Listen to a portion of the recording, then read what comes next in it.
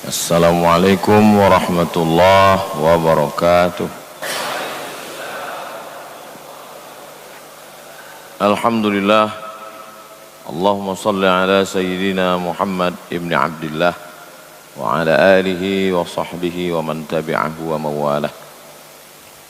Allahumma allimna ma yanfa'una wanfa'na bima 'allamtana innaka antal alimul hakim. Rabbi shrah li sadri wa yassir li amri wa hlul 'uqdatam min lisani yafqahu qawli. Qala al-imam Muhyiddin Abu Zakaria Yahya bin Sharaf An-Nawawi fi kitabih Riyadhis Shalihin min kalami Sayyidil Mursalin. Imam Nawawi berkata dalam kitab Riyadhis Shalihin, nafa'anallahu bi'ulumihi fid dharaini, mudah-mudahan kita mendapatkan ilmunya dunia akhirat. Amin ya rabbal alamin. Bihi wa ilaihi, dengan sanadnya sampai kepada sahabat Nabi. Wa an Abi Hurairah, dari Abu Hurairah radhiyallahu anhu, anna Rasulullah sallallahu alaihi wasallam qala, Nabi bersabda, ini hadisnya, "Lau ya'lamul mu'minu ma 'indallahi minal 'uqubati", seandainya orang beriman itu tahu hukuman yang sudah disiapkan Allah. Seandainya kita tahu hukuman yang sudah disiapkan Allah untuk kita, na'udzubillah, ma tami'a bi jannatihi ahadun, maka hilanglah keinginan untuk masuk surga. Tak ada lagi berharap mau masuk surga, saking kan takutnya sampai hilang keinginan.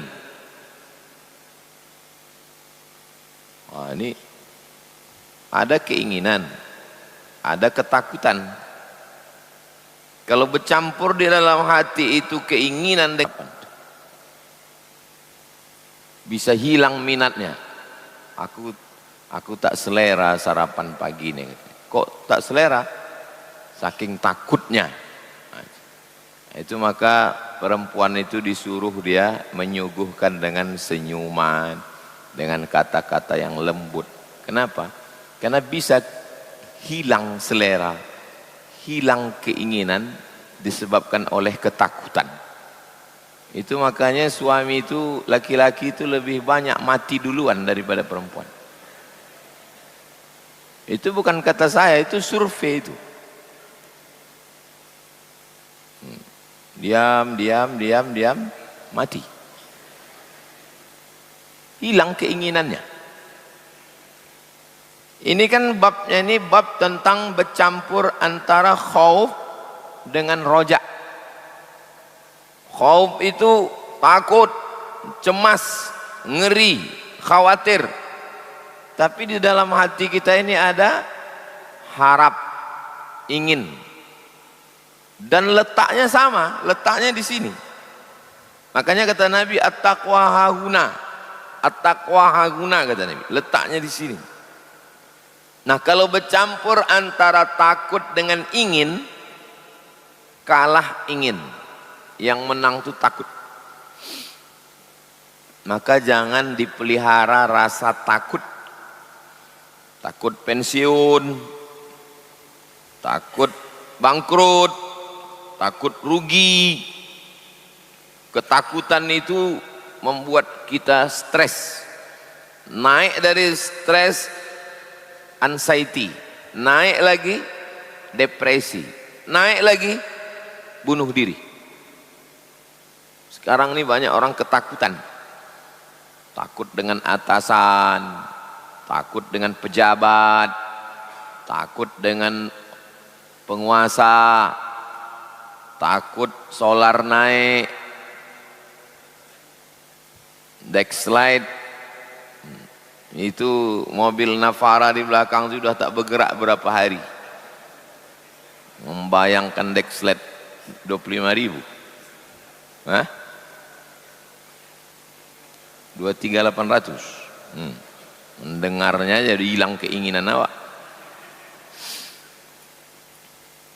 Lau ya'lamul mu'minu ma 'indallahi minal 'uqubati.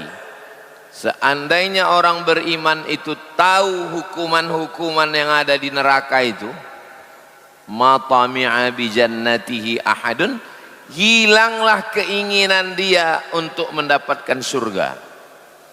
Ingin masuk surga, ingin mengalir sungai-sungai, ingin dapat buah-buahan surga, hilang keinginan itu saking takutnya. Kalau ibu tak percaya bahwa ketakutan itu menghilangkan keinginan, coba nanti balik dari sini, ibu tanya suami, bang, kalau nanti di surga pilihannya kau dapat bidadari sama dapat aku, kau pilih mana? Jalan. Pasti dia bilang kau aja lah, katanya. Nah, itu contoh dia udah ketakutan itu dah. Hilang keinginan dia untuk masuk surga sama bidadari. Saking takutnya dia. Jadi orang yang takut ini, takut. Asam lambungnya naik, gulanya naik, jantungnya naik, takut. Tapi kalau takut pada dunia, dunia ini tak usah ditakuti. Habiskan takut itu kepada Allah, sehingga tak tersisa lagi takut pada dunia ini. Kalau sudah habis takut kita pada Allah, ibarat ruangan, ini ruang. Kalau udah penuh ruangan ini, tak bersisa lagi untuk yang lain. Itulah pentingnya menanamkan rasa takut kepada Allah. Sampai keinginan kepada surga pun bisa hilang. Tapi di dalam Al-Quran itu ada diceritakan, kullama nadijat juluduhum, ketika kulitnya gosong, masak, baddalna juludan ghairaha, kami ganti dengan kulit yang baru. Masak kulit ini, ganti dengan kulit yang baru. Kulit yang baru tuh masak, ganti lagi. Jadi kita tuh bukan masuk neraka tuh mati. Masuk neraka mati, oh enak kali. Masuk neraka itu khalidina fiha abada, kekal selama-lamanya. Azabnya terus, gosong berulang ganti, gosong berulang ganti, gosong berulang ganti, sampai dosanya habis, baru dia masuk surga. Kalau beriman, ada imannya sebesar biji sawi, tetap dia masuk surga. Tapi kalau kafir, kekal dalam neraka jahanam, khalidina fiha abada, kekal selamanya. Nauzubillah.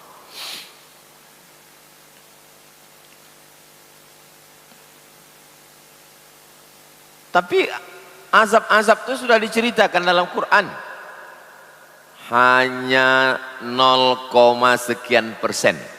Sama macam kita beli buku, biasanya di belakang ini ada preface. Isi buku ini adalah cuman sehalaman. Mana bisa buku 500 halaman diceritakan isinya sehalaman. Nah, begitulah lebih kurang tentang azab neraka itu.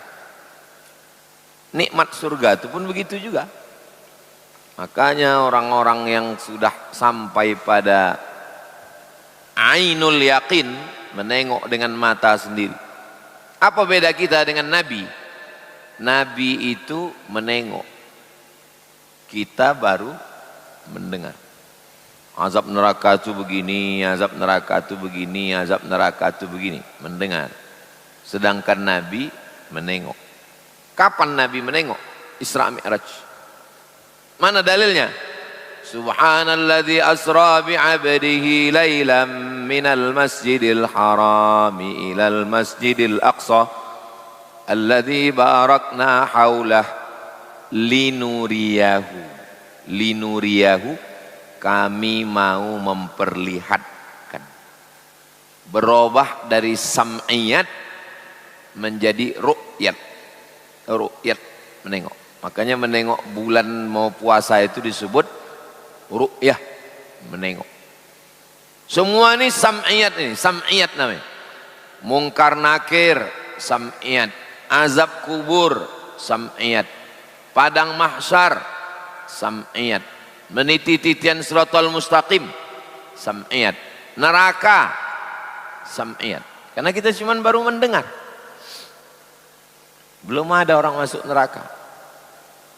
Yang memadamkan neraka ada Makoli.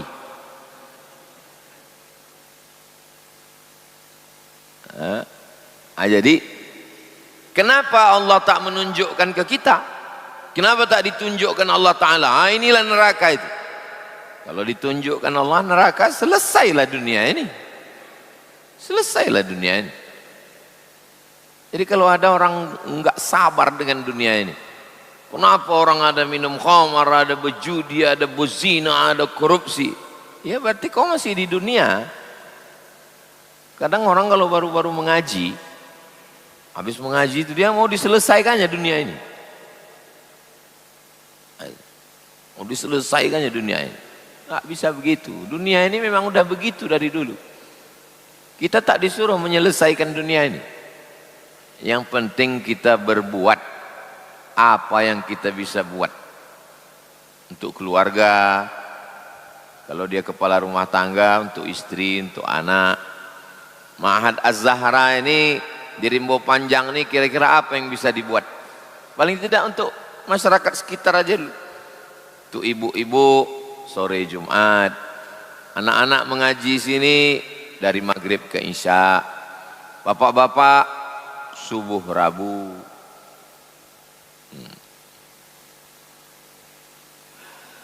Paling tidak untuk masyarakat sekitar iktikaf 10 malam.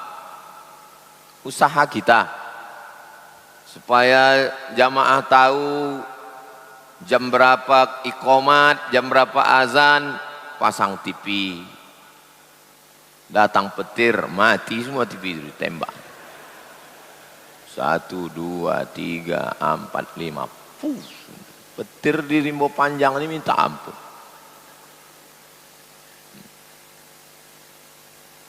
Tanam pokok kayu. Itu pokok kayu itu katanya bisa menangkap petir. Itu pokok kayu. Itu ikhtiar kita, usaha. Memang dunia ini udah begini dari dulu. Lau ya'lamul mu'minu ma 'indallah minal 'uqubah. Seandainya orang beriman itu tahu, tapi bunyi hadisnya coba tengok. Mukmin.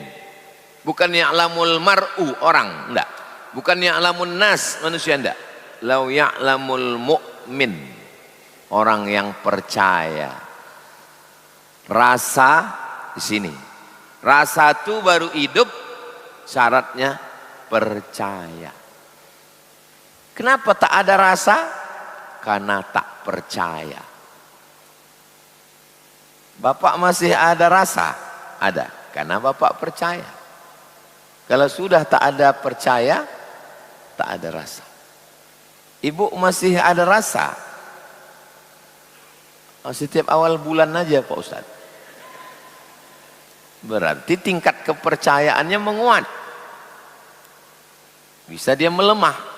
Sama macam percaya itu bisa menguat, bisa melemah. Al-imanu yazid, menguat. Wa yanqus, melemah. Kenapa bisa tak ada rasa? Karena tak ada percaya. Rasa akan tumbuh karena percaya. Yang sekarang orang sudah tak ada percayanya lagi. Kenapa orang tak percaya? Gara-gara tokoh agama tidak mencerminkan agama. Sehingga orang beragama kehilangan rasa pada agama. Aku udah nggak percaya lagi sama agama ini. Kenapa? Ini menengok berita-berita ini.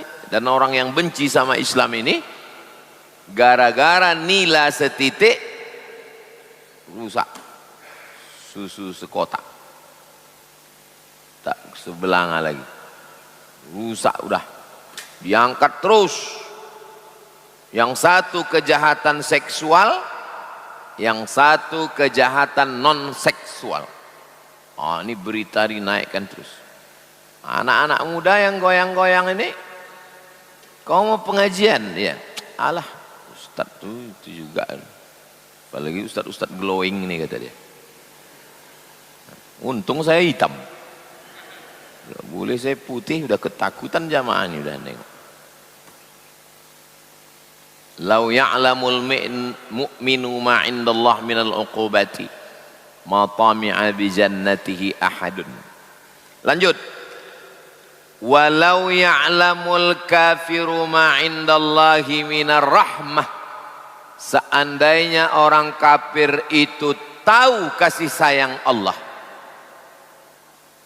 seandainya tahu dia macam mana sayangnya Allah sama dia, ma qanita min jannatihi ahadun, tak ada seorang pun yang putus asa. Angka bunuh diri paling tinggi di dunia bukan di Afrika. Panas Afrika itu 50 derajat Celcius,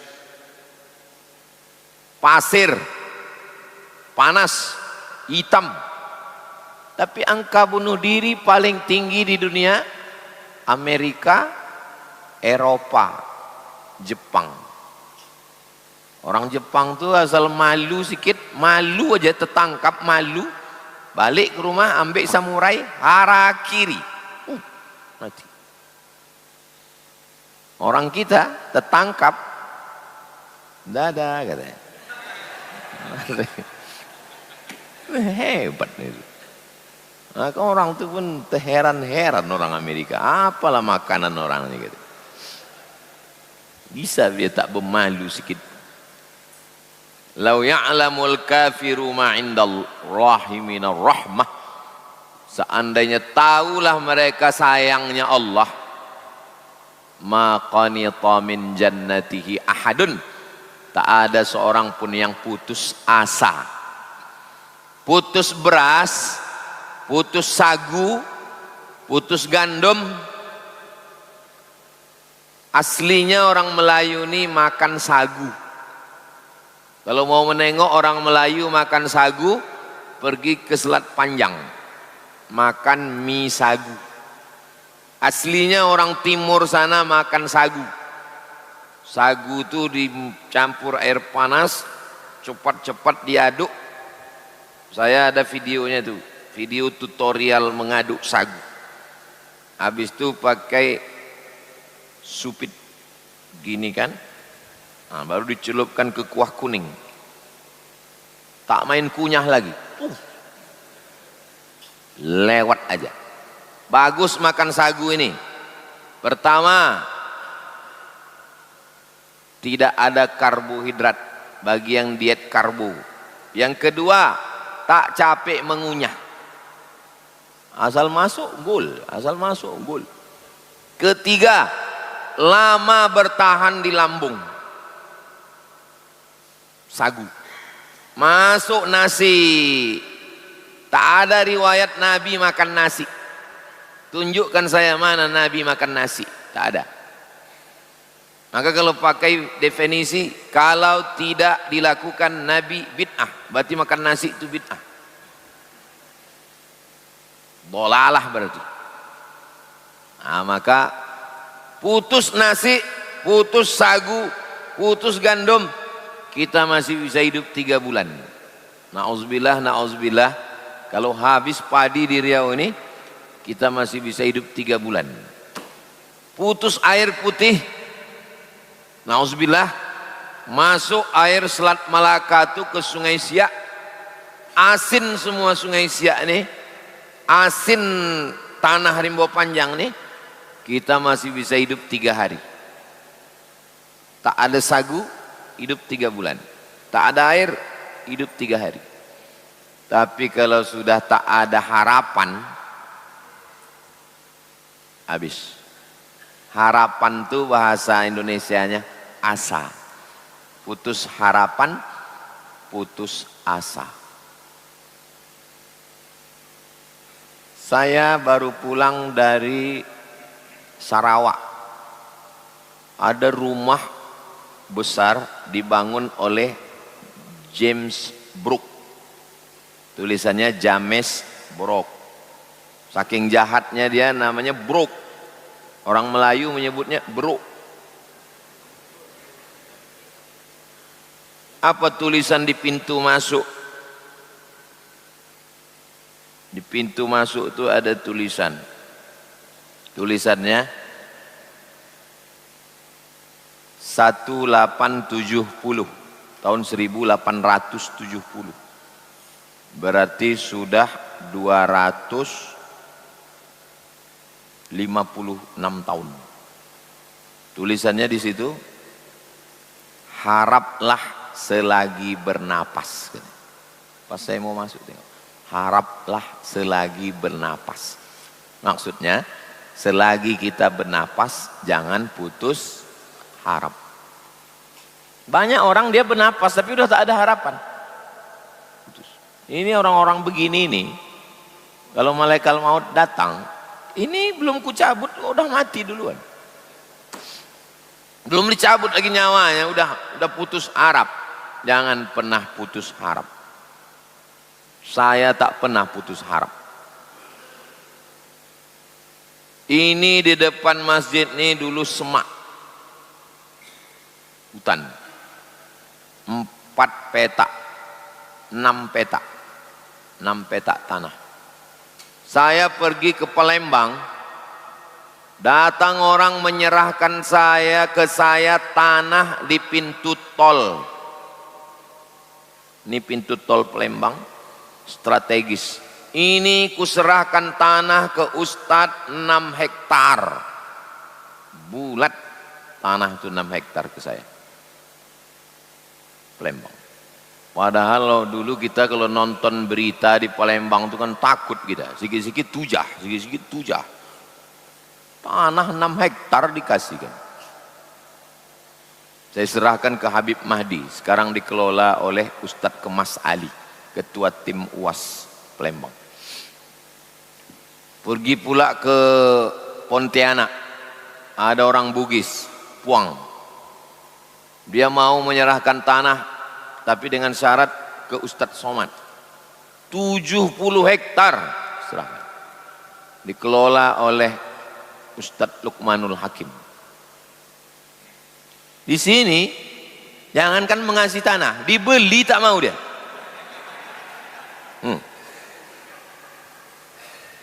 Saking kan mau menguji saya, putus asa apa tidak kau? Mengajilah anak-anak di saung itu Tuhan, saung. Itu ada saung tak berdinding, 4 tiang. Itu saung tuh sampai hari kiamat jangan dibuka. Karena disitulah anak-anak dulu sholat di situ, mengaji di situ, menghafal di situ, membaca kitab khatam situlah. Tinggal di rumah ini, di perumahan. Berjalanlah anak-anak ini, berjalanlah melewati semaknya. Semak, biawak di situ, ular di situ. Lewatlah anak itu sehari berapa kali? Subuh, zuhur, asar, maghrib, isya. Kok hati saya menengok anak-anak ini menyeberang. Ya Allah, semanalah tanah. Hampir-hampir putus harap. Tapi setiap lewat tuh tak pernah saya tinggalkan 2. Al-Fatihah sama salawat. Ya Allah, kuserahkan tanah ini kepada Engkau. Al-Fatihah, habis itu saya baca salawat. Allahumma salli ala Sayyidina Muhammad wa ala ali Sayyidina Muhammad. Cemana cara Allah menolong? Datang orang, didatanginya tuan tanah itu, dibayarnya, diserahkannya ke yayasan. Didatanginya rumah yang punya tanah itu, dibayarnya, diserahkannya ke yayasan. Nah, itulah tempat parkir mobil Bapak Ibu. Orang mana? Arek Surabaya. Tak pula orang sini, orang Surabaya sana datang. 2 kali dia transit pesawat. Surabaya ke Jakarta, Jakarta kemari, didatanginya tuan rumah, tuan tanah itu satu-satu, dibayarnya diwakaf kayaknya. Begitulah. Tapi saya bisa begitu kan setelah dibelinya. Saya bisa ceritakan ini kan setelah di paping blok. Sebelum ada itu, hilang-hilang timbul keyakinan kita itu. Asal ditengok semak tuh, susah hati kita. Sengaja saya ceritakan ini untuk menguatkan diri saya. Saya kalau ceramah itu bukan untuk menguatkan diri Bapak Ibu, menguatkan diri saya. Karena kadang kita menjalani hidup ini goyang-goyang kita menengok hidup.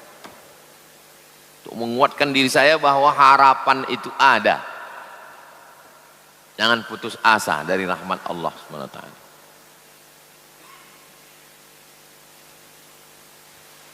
Lau ya'lamul kafiru ma indallahi minar rahmah.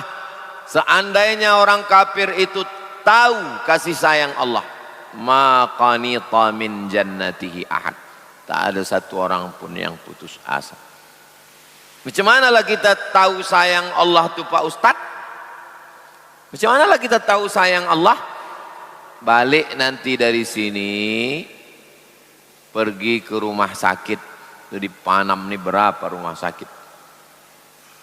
Makin banyak rumah sakit di Pekanbaru, makin banyak orang sakit dan makin banyak yang mati. Bukan makin lama orang hidup. Pergilah ke rumah sakit, tengoklah di situ kalau mau menengok kasih sayang Allah. Sudah diponis dokter, ketua masjid Pangkalan Kerinci, Bapak, urat kaki ini mesti dipotong. Rupanya di kaki kita ini ada urat, dipotong, dinaikkan ke sini, dibelah ini, dinaikkan urat di betis itu ke sini. Sudah disiapkan Allah macam mobil serap, itu kan bannya 4 tuh, ada satu ban kalau bocor tuh. Jadi kalau tersumbat paralon yang ada di sini nih, ada paralon serapnya di kaki, dipasang Allah Ta'ala, potong, dibelah ini. Bapak ini membayangkan belah ini, takut dia, takut ambo Pak Ustadz. Jadi bapak tak jadi, enggak. Berapa bulan kata dokter tuh? 2 bulan bapak enggak mau, mati. Masih hidup sampai sekarang. Dokter yang ngasih tahu itu pula mati duluan. Jangan putus asa. Jangan putus asa. Adik kelas kami, alumni Al-Azhar, sekretaris OIAA Riau, Organisasi Internasional Alumni Al-Azhar, sekretarisnya namanya Ustadz Azril, meninggal jam 1 tadi malam. Jauh di bawah saya. Tak jumpa saya di Mesir. Saya pulang dari Mesir, dia belum berangkat. Masih muda. Subuh tadi buka handphone, itulah berita pertama. Ustadz Azril meninggal jam 1 tadi malam. Tidak pakai sakit. Kecapean. Lemah, bawa rumah sakit, meninggal. Kenapa saya masih hidup? Berarti beliau sudah bersih, tak ada dosa-dosanya, orang baik. Saya bersaksi beliau orang baik, lembut. Supaya orang-orang baik ini cepat meninggal.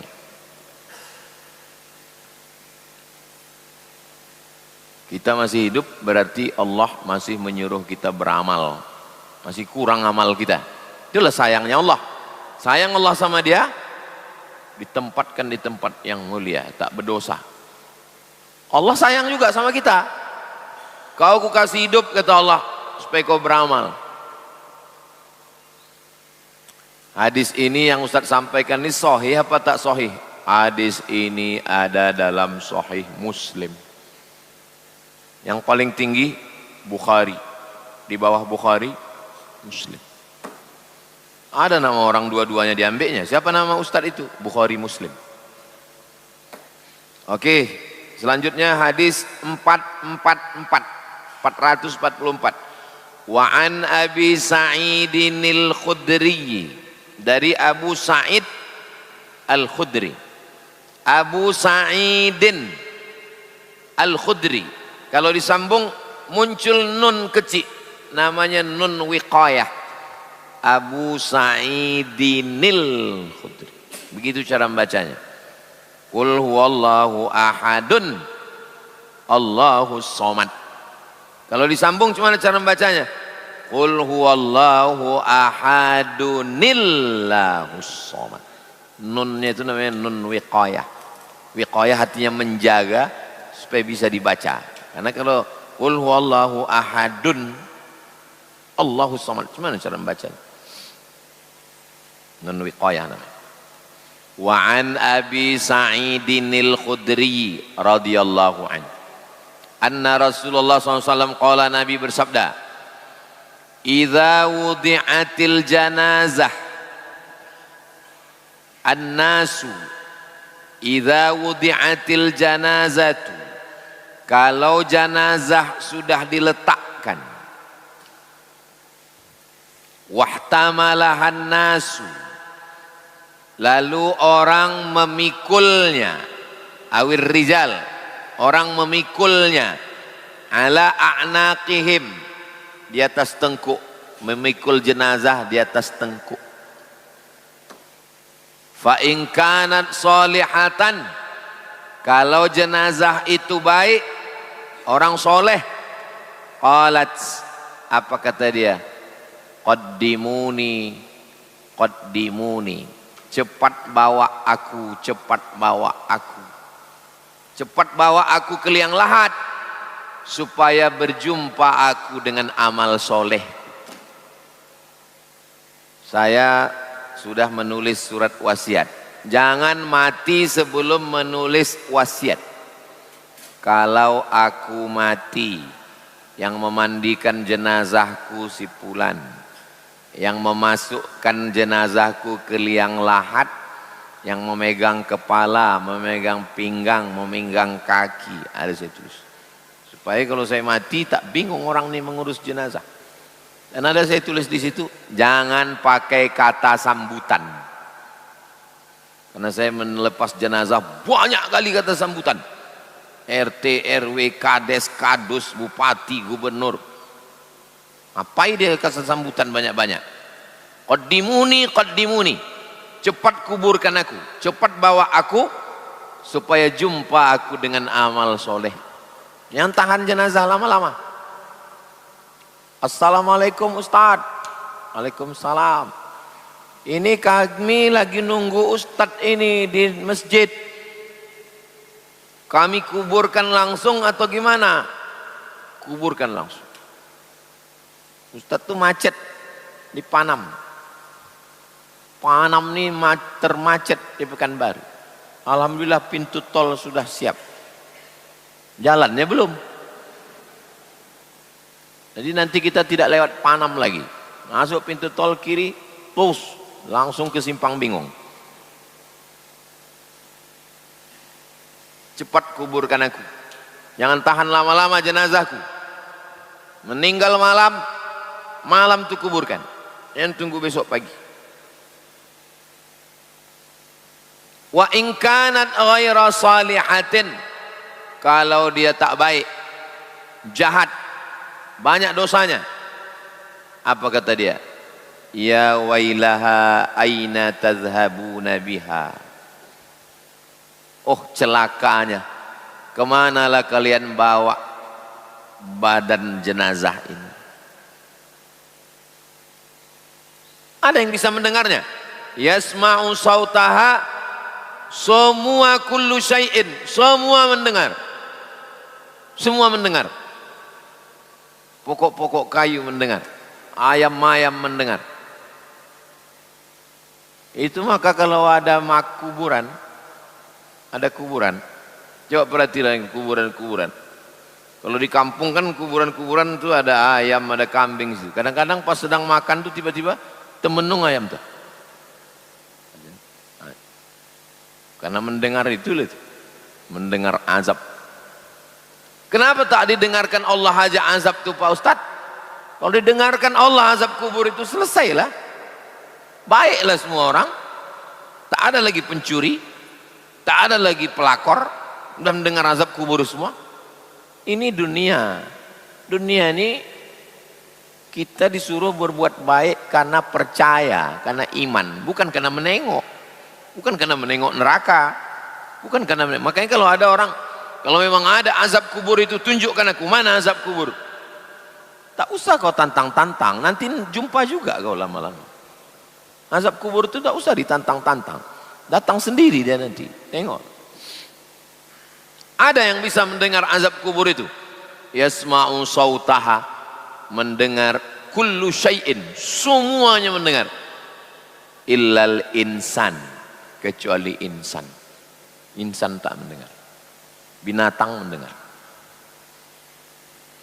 Walau sami'ahu, macam mana kalau ada orang yang mendengar? Walau sami'ahu sa'iqa, seandainya didengarnya pingsan, mati.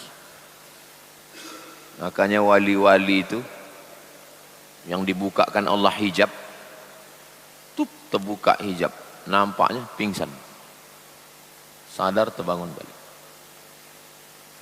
Jadi kenapalah Allah tak bukakan hijab kita? Karena Allah sayang sama kita. Karena Allah sayang lah maka tak dibukakan Allah hijab. Berzikir tadi la ilaha illallah, tiba-tiba dibukakan Allah hijab, terdengar suara azab kubur. Tak jadi pengajian subuh nih, mati semua. Allah masih sayang. Tak terdengar azab kubur, kita masih bersemangat. Semangat untuk bekerja, semangat untuk berdagang, semangat untuk bertani, semangat untuk berkarya.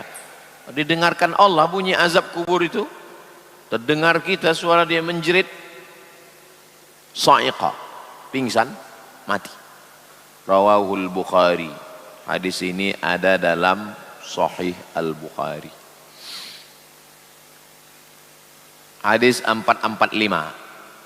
Wa 'an Ibni Mas'ud, apakah orang yang mati itu mengalami hidup lagi? Ini masih perdebatan antara kalangan agama dengan saintis. Kata orang agama, habis hidup ini kita mati lagi.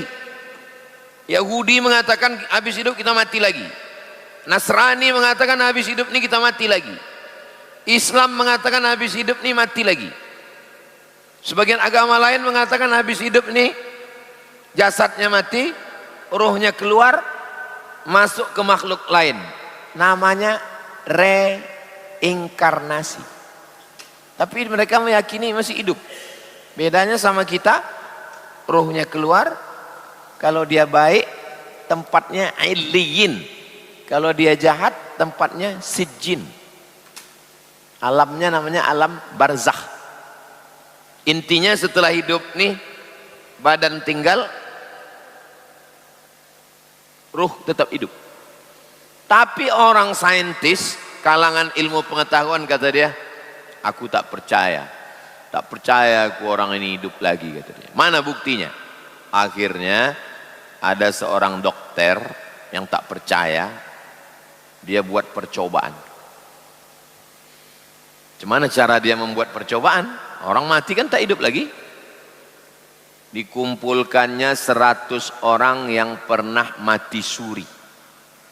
Yang mati tapi hidup lagi. Sebetulnya tidak mati itu, pingsan aja itu. Karena orang tak ada mati 2 kali. Tapi terpisah. Dibuatnya kuesioner, kertas dibagi. Apa yang kalian alami? Dibuat 100 orang pernah mati suri, dikasih pertanyaan yang sama, disuruh menjawab di tempat berbeda. Setelah itu dikumpulkan kertasnya, ternyata jawabannya semuanya sama, walaupun dengan bahasa redaksi yang berbeda. Semua yang pernah mati-mati suri itu jawabannya, aku melihat tubuhku keluar, kemudian aku dibawa melewati ruangan-ruangan gelap. Akhirnya aku berjumpa, ada yang berjumpa sama ayahnya, ada yang berjumpa sama maknya, ada yang berjumpa sama bininya, ada yang berjumpa dengan abangnya. Kemudian mereka mengatakan, ini bukan tempat kau, baliklah kau lagi. Pas balik itulah hidup dia lagi. Berdasarkan itulah orang yang tak percaya bahwa di dalam badan kita ini ada ruh, dan ruh ini hidup, waktu jasad ini tinggal, ruhnya tetap hidup. Nah, itulah mereka percaya. Gara-gara percobaan ini. Cari nanti di internet tentang percobaan orang mati suri.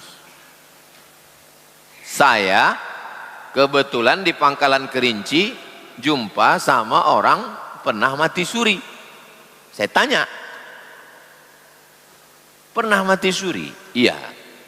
Apa yang dialami? Saya menengok badan saya ini keluar Pak Ustadz dari ruh nih. Keluar, nampak saya jasad itu saya tinggalkan. Terus ada yang menarik saya. Tarik, bawa. Habis itu saya dibawa ke beberapa ruangan. Habis itu jumpa saya sama mendiang almarhumah mak saya. Kata mak saya, ini bukan tempat kau, balik. Waktu disuruhnya balik itulah saya tersadar, bang. Dulu tak mati, pingsan dalam waktu yang lama. Sama apa yang dialaminya.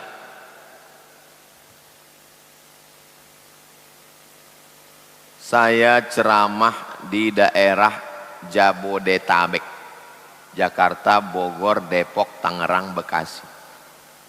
Sekitar 2019. Tidurlah di satu kamar. Kamar ini macam cottage, kayu-kayu gitu. Kayu-kayu. Lalu malam itu macam keluar diri saya nih dari badan saya ini. Macam ini badan, macam keluar. Bisa saya tengok. Bisa saya tengok badan saya ini, tengok ini. Ingat saya, wah ini mati ini.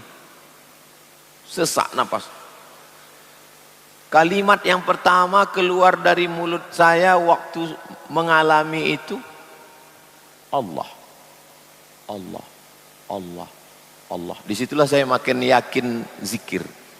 Disitulah saya makin yakin bahwa zikir itu menguatkan kita.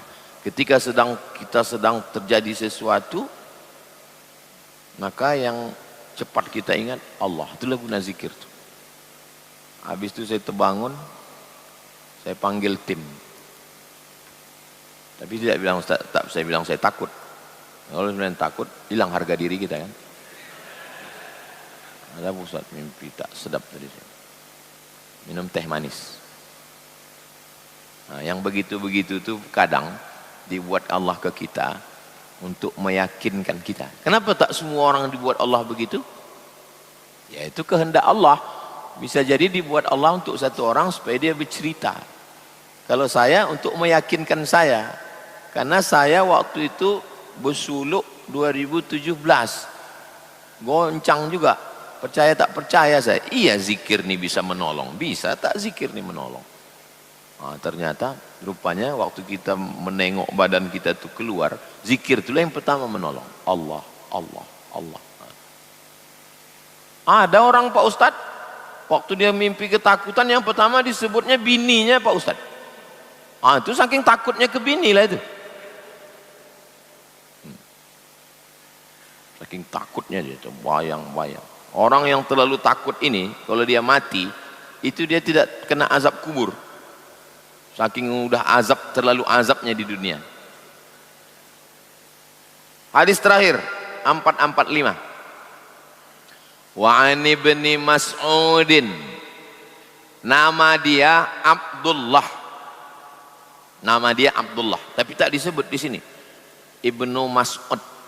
Ibnu Mas'ud bukan nama orang. Ibnu Mas'ud artinya anak Mas'ud. Nama kau siapa? Ibnu Mas'ud, anak Pak Mas'ud. Ibnu Mas'ud, anak Pak Mas'ud. Abdullah ibnu Mas'udin radhiyallahu anhu. Qala, dia berkata, qala Rasulullah sallallahu alaihi wasallam, Nabi Muhammad bersabda. Apa kata Nabi?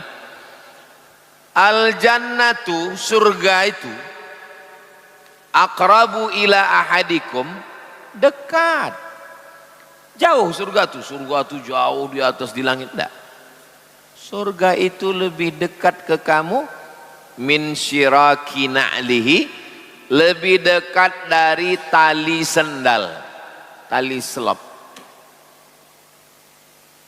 Ini tapaknya supaya menyangkut di ibu jari dengan telunjuk ini, dipasang tali.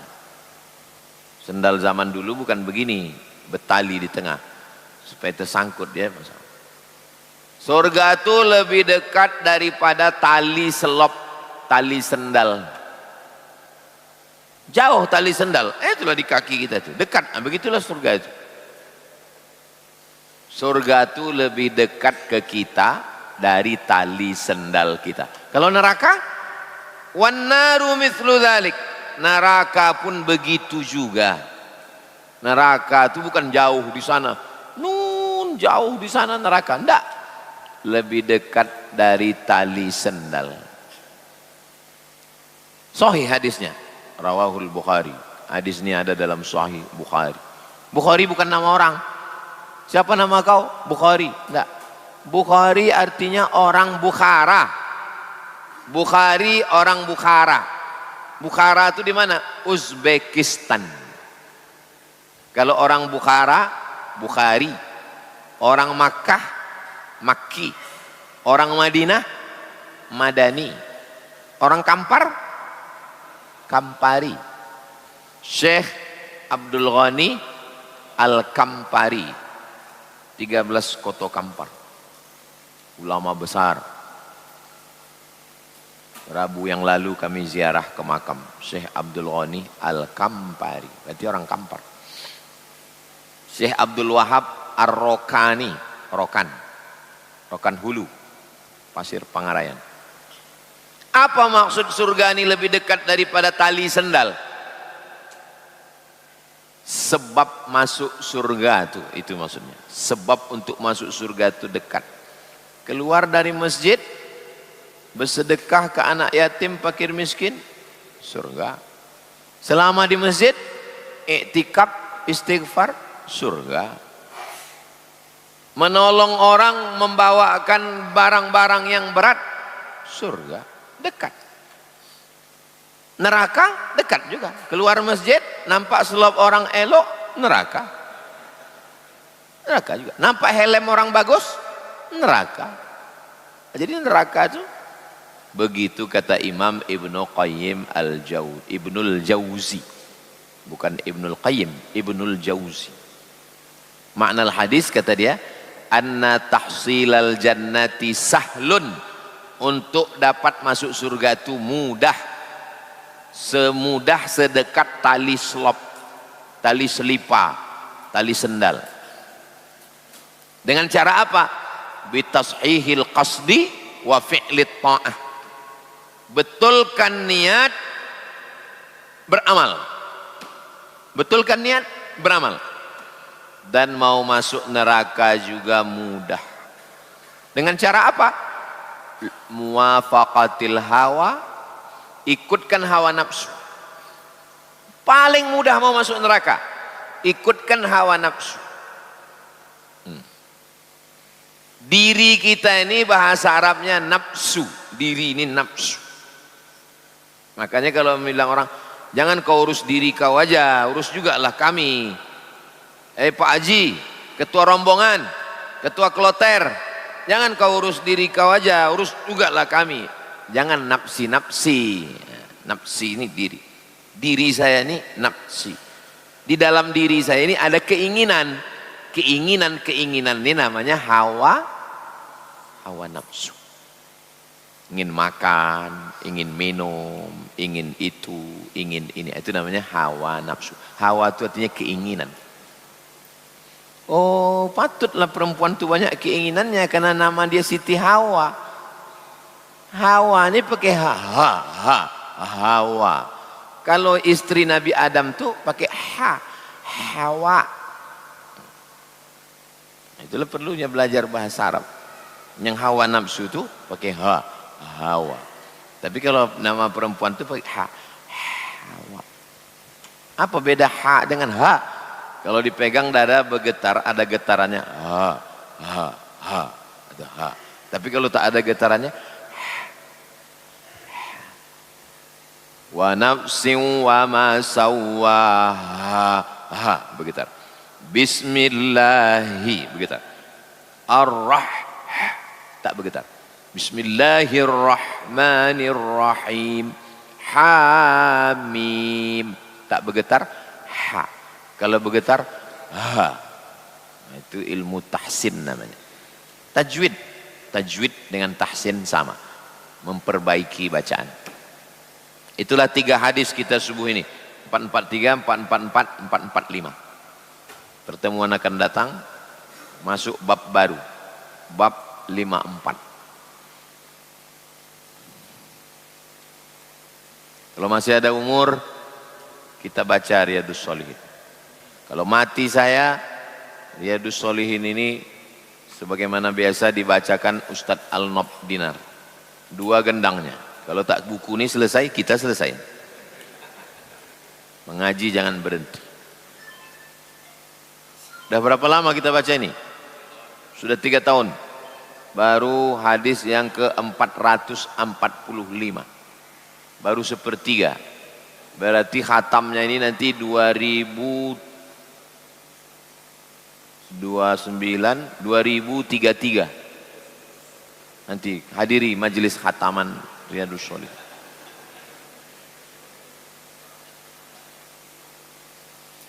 Bagaimana pandangan Islam tentang daging kurban yang diambil untuk dimasak, dimakan bersama-sama? Setelah kami potong di bawah pokok kelapa itu tahun lalu, habis potong, kami kan mau makan. Tukang potong, tukang kulit ini mau makan. Daging banyak ini daging.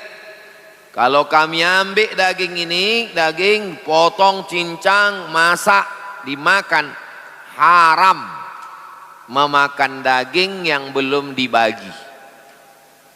Tak tahu pemiliknya siapa. Pemilik daging yang bertimbun ini 3. Yang pertama, orang yang berkurban. Yang kedua, jiran tetangga. Yang ketiga, fakir miskin, belum minta izin. Jadi gimana lah biar supaya kita bisa masak?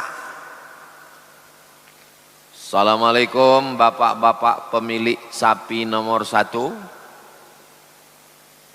Bapak 7 orang ya? Ya. Kami minta 5 kilo pak. Kami minta 5 kilo mau kami masak. Karena kalau makan lontong tak berdaya kami ini. Kami minta ya 5 kilo mau kami sop.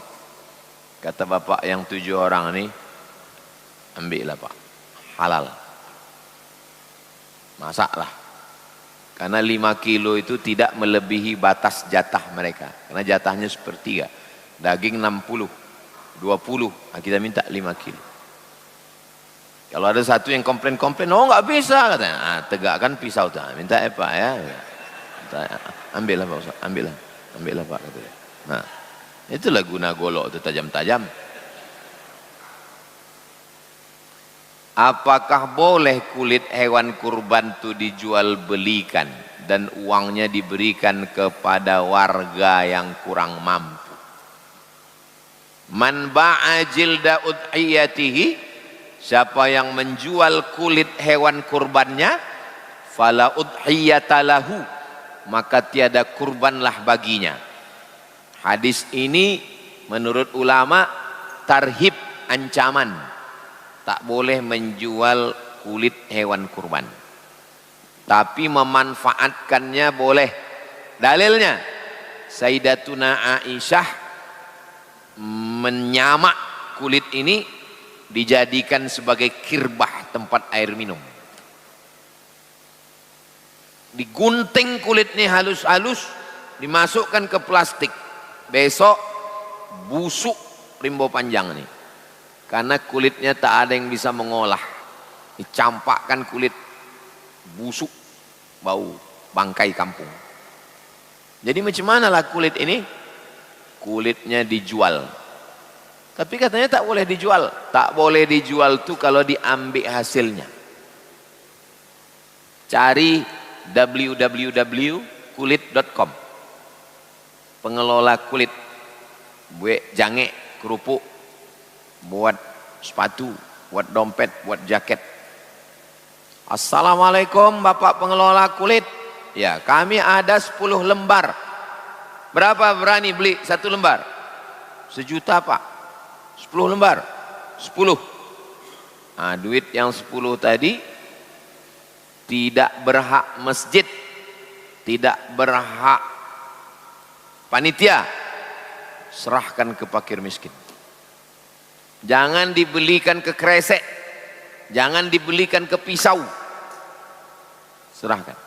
Karena kita udah kasih ini kurban ini lillahi ta'ala. Yang udah dikasih jangan diambil lagi. Man ada ila hibatihi kal kalbil ladzi ya'udu ila qaihi. Orang yang meminta balik pemberiannya sama seperti anjing yang menjilat muntahnya. Kasar, kasar. Kata ulama, kalau hadis itu ada ungkapan kasar, berarti dia tarhib, ancaman. Kalau ancaman menunjukkan dia dosa besar. Nah, inilah tentang masalah kulit. Jual, tapi duitnya jangan diambil lagi. Apakah halal uang hasil diskon pembelian sapi kurban masuk ke kantong pribadi salah satu panitia kurban, sementara kondisi sapi sampai di masjid tak sesuai harapan peserta kurban? Aslinya kurban itu begini, aslinya tanggal 1 Zulhijjah, tanggal 1 saya tambatkan kambing itu di bawah pokok matoa itu.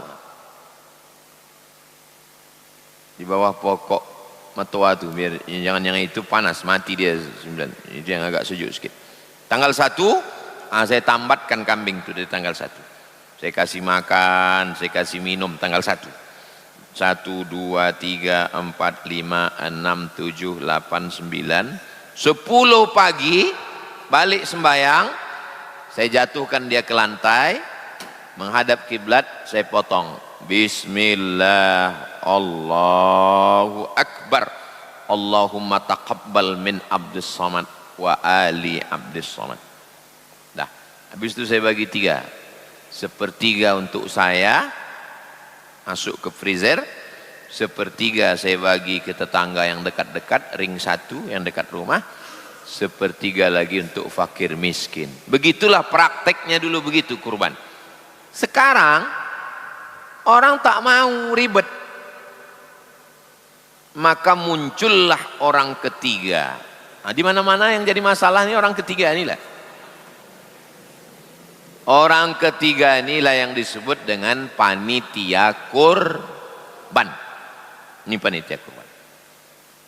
Maka saya dengan bapak, dengan ustadz, kita bertujuh mendatangi panitia kurban. Pak panitia, ya, saya tak sempat untuk beli sapi, tolong kau belikan ya. Ya. Jadi posisi panitia ini adalah penolong. Ini duit untuk sapi 25 juta. Tolong kau carikan ke Payakumbuh. Ongkos ke Payakumbuh berapa? Ongkos sapi balik ke sini berapa? Sapi sampai di sini tanggal 7, berarti nginap 2 malam. Tukang jaga malam minum kopinya berapa? Tukang potong berapa? Tukang kulit berapa?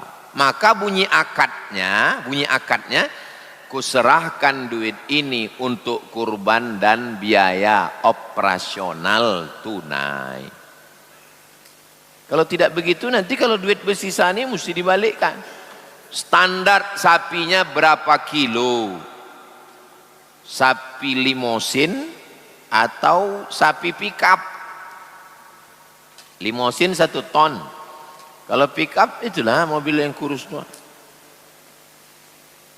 Nah, jadi mesti jelas di awal. Jangan sampai yang dijanjikan sapi Australia, yang datang sapi rimbo panjang. Naik pisau itu nanti, tak jadi ke leher sapi. Nah, jadi panitia tahu diri. Di beberapa tempat panitia lebih berkuasa pula lagi daripada yang berkurban. Komplain orang, mengamuk dia. Dia pula berkuasa mengambil daging, menjual kulit. Nah, ini. Tapi panitia ini juga jangan sampai dihajar terus.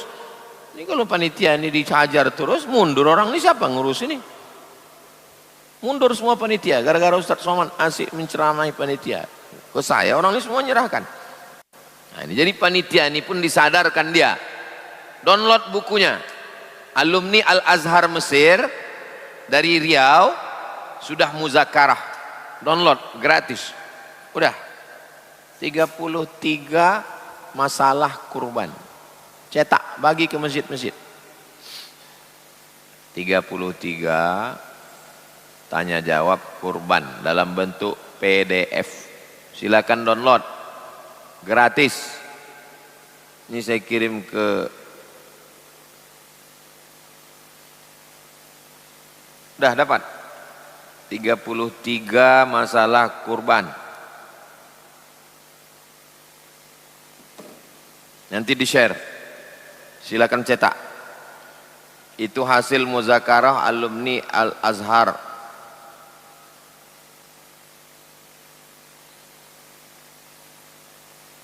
Tiga 33 tanya jawab kurban. Bagaimana cara mengajak tetangga ke masjid karena lebih tua dari kita? Lebih mudah kalau dia lebih tua. Pak, kan udah tua, ini malaikat maut udah dekat nih Pak.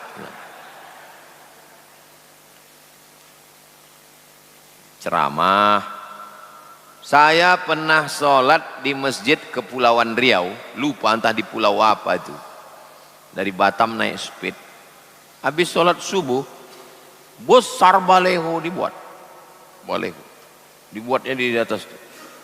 Dicari orang hilang. Jamaah yang hilang kelihatan terakhir malam Ramadan terakhir. Ada masjid di Garuda Sakti sebelah kiri. Itu caranya dibuat subuh Ahad. Acara ngopi subuh Ahad. Jadi habis pengajian itu disediakan kopi. Datanglah pengajian subuh Ahad. Ada ngopi, gitu. Banyak orang datang. Saya ngisi pengajian. Pas selesai ngaji saya tengok kopi aja. Tak ada yang lain, karena memang ngopi aja Pak Ustadz. Gitu. Ada pula lagi di Rokan Hulu. Kawan saya, kakak kelas. Dibuatnya macam surat undangan. Nah, jadi ke rumah-rumah itu. Jadi selalu berpikir untuk meramaikan masjid. Apa hukum meninggalkan perintah syariah menutup aurat? Kalau ada orang tidak mau menutup aurat, kata dia tidak relevan dengan zaman, maka dia murtad. Secara hukum Islam dia masuk 3 golongan. An-nafsu bin nafsi, pembunuh dihukum mati. Wathayyibuz zani, pezina dirajam sampai mati. Yang ketiga, at-tariku lidinihi, orang yang murtad. Hati-hati orang murtad, gara-gara mengejek ajaran Islam. Nutup aurat itu enggak relevan dengan zaman. Berketombe kepala kita. Itu murtad. Kalau dia mau balik, dia tidak bisa dengan hanya taubat. Dia mesti mengulang syahadat. Orang yang mengejek ajaran Islam. Mana dalilnya Pak Ustaz? Dalilnya ayat Quran. Afatu'minuna bi ba'dil kitabi wa takfuruna bi ba'd. Apakah kamu ingkar kepada ajaran Islam nih? Ingkar tuh kafir juhud. Bagaimana hukum berkurban bagi orang yang memiliki hutang? Misalnya ada cicilan rumah, cicilan mobil, cicilan motor. Kau kenapa tak berkurban? Aku masih ada utang. Tahun lalu itu utang motor. Tahun ini utang mobil. Tahun depan utang rumah. Sampai mati tak berkurban. Cicilan motor 1 juta. Iya. Menabung sebulan 200.000. 200 sebulan 200, setahun 2,4. Sudah dapat kambing. Kurbannya tetap jalan, cicilannya pun tetap jalan. Nggak ada alasan orang yang berutang tak berkurban. Berkurban tak mau, jalan-jalan mau. Berkurban tak mau, yang lain-lain mau. Jangan sampai tak berkurban. Nenek-nenek tua mau berkurban. Padahal hidupnya sebatang kara. Sempat dia tabung sebulan 100.000, 100.000, 100.000. Apa hukumnya seorang sholat tapi mengharapkan sesuatu yang berkaitan dengan dunia? Apa hukumnya orang sholat tapi dia mau dunia?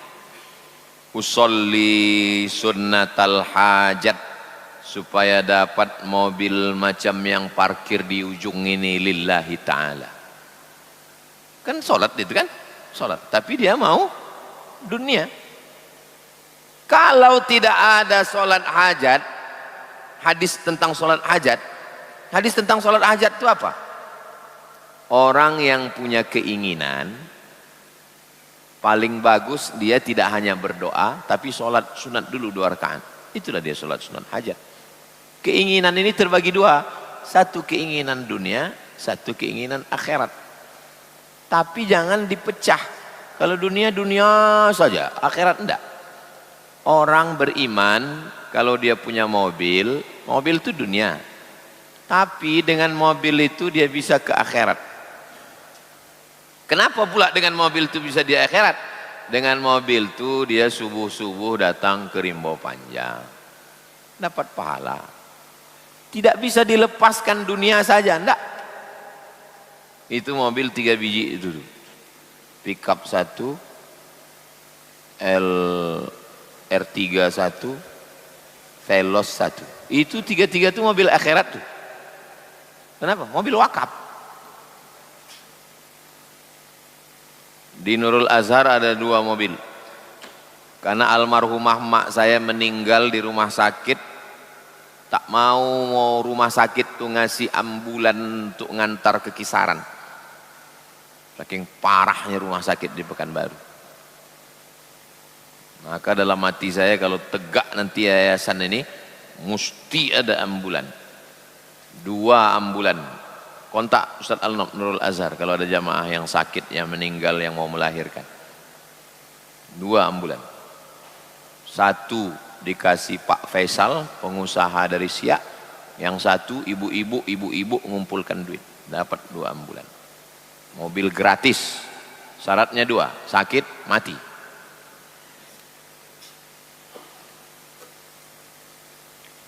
Ya Allah, aku sholat sunat hajat supaya dapat istri dunia, tapi dengan istri yang solihah itu, kata Nabi, kalau kamu mau minta jangan minta banyak-banyak. 3, lihat takhidha ahadukum qalban syakira, hati bersyukur, lisanan dzakira, lisan berzikir, zaujatan solihatan tu'inuhu ala umuril akhirah, istri yang solihah, suami yang baik. Jadi tak bisa dilepaskan. Oh ini dunia saja, enggak. Kalau bangun rumah, niatkan untuk menerima tamu. Begitu kata orang tua-tua dulu. Kalau bangun rumah, niatkan untuk menerima tamu. Karena syarat orang beriman memuliakan tamu. Ini membangun rumah, dibuat kuncinya sampai 3, hilang pula kunci tadi. Paksa dibongkar tukang. Tak bisa dilepaskan dunia ini dengan akhirat. Ya Allah, sholat sunat 2 rakaat, bisalah beli kamera ini. Kamera ini dunia, tapi dengan kamera inilah pengajian ini jadi bagus, bisa diupload, di-share ke seluruh medsos. Jadi jangan lepaskan dunia. Ini dunia, ini akhirat. Dunia tidak membawa ke akhirat. Itu pemikiran sekuler namanya. Akhirnya umat ini nanti tak usah punya mobil, tak usah punya rumah, tak usah punya kamera, zikir aja. Itu namanya Islam snok horgronyi. Snok horgronyi itu begitu. Tanah biar kami ngurus. Akhirnya tanah ini dulu ditanami tembakau, ditanam sawit, ditanam tebu, dibuatnya pabrik, dipasangnya rel kereta api dari Medan sampai ke Langkat, dari Langkat sampai ke Labuhan Batu untuk mengangkat tembakau Delhi. Kalian berzikir aja lah banyak-banyak. Apa kata Buya Muhammad Nasir? Islam ritual biarkan. Kalau ada orang maulid, ada haul, ada zikir, ada pengajian, biarkan ramai. Islam ekonomi awasi. Kalau udah bicara masalah ekonomi, awasi. Islam politik, habisi. Jadi kalau ada orang model begini, umat Islam nggak perlu kaya, nggak perlu ini, yang penting kita berzikir aja. Ini otak-otak snok horgronyi. Kenapa orang bisa percaya sama dia? Pura-pura dia masuk Islam, dirubahnya namanya jadi Abdul Ghafur, mati dia. Untung tak Abdul Somad nama dia, mati dia. Sejarawan Indonesia Pak almarhum Ridwan Saidi ziarah ke makam Snok Horgronyi di Amsterdam, Belanda.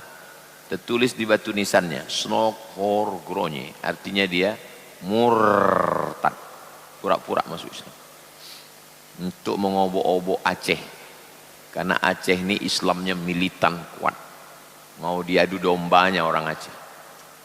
Snok Horgronyi akhirnya dia tercampak dari Aceh, balik ke Jawa Barat, balik ke Belanda, mati, neraka jahanam tempat Snok Horgronyi. Bagaimana status wali nikah bagi seorang ayah yang telah menelantarkan anaknya? Ada seorang bapak punya anak, tak dikasih makannya, tak diurusnya, tak diperhatinya. Anak gadisnya ini sekolah, diurus sama bininya. Dan sekarang sudah berumur 25 tahun, PNS, sukses, mau nikah. Maka mesti dicari bapaknya yang Dajjal Fir'aun. Itulah maka mesti hati-hati jadi wali. Maka dialah jadi wali nikah. Tak bisa serta-merta karena dia jahat lalu berpindah perwalian, enggak. Wali mujbir namanya dalam mazhab Syafi'i. Wali mujbir, wali yang bisa memaksa. Wali mujbir. Ayah, atuk, kakek. Abang ayah, level di bawah itu. Abang ayah, adik ayah, abang laki-laki, adik laki-laki. Tak ada walinya. Fasultanu waliyun man la waliyalaha. Sultan menjadi wali bagi orang yang tak punya wali. Sultan Syarif Kasim jadi wali bagi perempuan yang tak punya wali. Cari bapak ini, sudah dicari-cari tak dapat Pak Ustadz, berpindah perwalian ke bawah. Atuk dicari-cari tak juga dapat. Abang tak ada, abang dia sendiri. Adik pun tak ada, tak ada. Abang ayah, Ayah saya ini jahat Pak Ustaz. Abang ayah lebih jahat pula lagi Pak Ustaz. Memang keluarga hantu lah orang ini. Itulah kenapa disuruh mencari suami yang baik.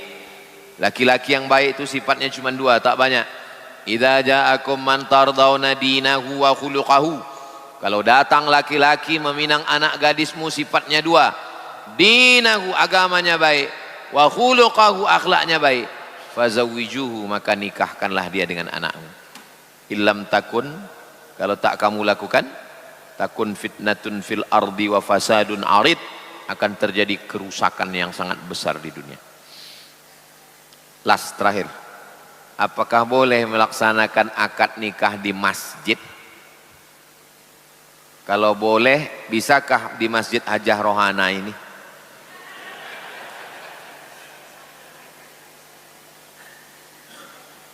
A'linu hazan nikah. Nikah jangan diam-diam, tak boleh. A'linu, iklankan, istiharkan. Jangan nikah diam-diam, nikah siri. A'linu, iklankan, undang orang banyak. Waj'aluhu fil masajid, buat acaranya di masjid. Hadis menyuruh. A'linu hadzal nikah waj'aluhu fil masajid wadribu alaihi biddufuf, pukulkan gendang. Barakallahu lakuma wa baraka alaikuma. Tapi kalau akad nikahnya di masjid, tolong tamu-tamu jangan berpakaian hantu belau. Kalau akadnya di masjid, jangan bercampur laki-laki perempuan, pisah. Ini laki-laki perempuan. Kalau akadnya di masjid, laki-laki itu saja akad sama wali. Ayah, hai fulan bin fulan, ya, aku nikahkan engkau dengan anakku dengan mahar sebentuk cincin emas. Ini di masjid, baju macam ular kobra nak menggigit, merusak masjid. Jangan buat di masjid. Tutup aurat, cekiki-kiki dalam masjid. Jaga adab-adab masjid. Berwudu, masuk situ tamu-tamu tahiyatul masjid. Tapi tentang akad nikah di masjid ada dalam hadis. 3. A'linu hadzal nikah, buat nikah ini ramai-ramai. Datang sahabat Nabi, di tangannya atharus sufrah, kuning-kuning bekas minyak za'faran. Kata Nabi, namanya Abdurrahman bin Auf. Abdurrahman bin Auf, ya, itu tangan kau bekas minyak. Kau nikah, biasanya pakai minyak kuning-kuning itu habis akad nikah. Kau nikah? Iya. Tak ada undang-undang, tak ada. Aulim, buat kenduri, walau bisyatin, walaupun seekor kambing. Buatlah kenduri walaupun hanya memotong seekor kambing. Seekor kambing itu apa maksudnya? Maksudnya mengundang 10 orang. Karena seekor kambing itu makan paling banyak 10 orang kalau di Arab. Kalau di Rimbo Panjang ini cukup sejalan nih seekor kambing. Orang Arab tuh kambing tuh bulat-bulat 1 ekor. Maksud dia, buatlah walimah walaupun mengundang 10 orang pun jadilah. Jangan diam-diam. Ini banyak laki-laki ini diam-diam berbini. Terus ditanya sama bininya, kok nikah diam-diam? Nikah ini ibadah mah, gak boleh kita riak. Terus kita jaga, jangan, kita harus ikhlas gitu.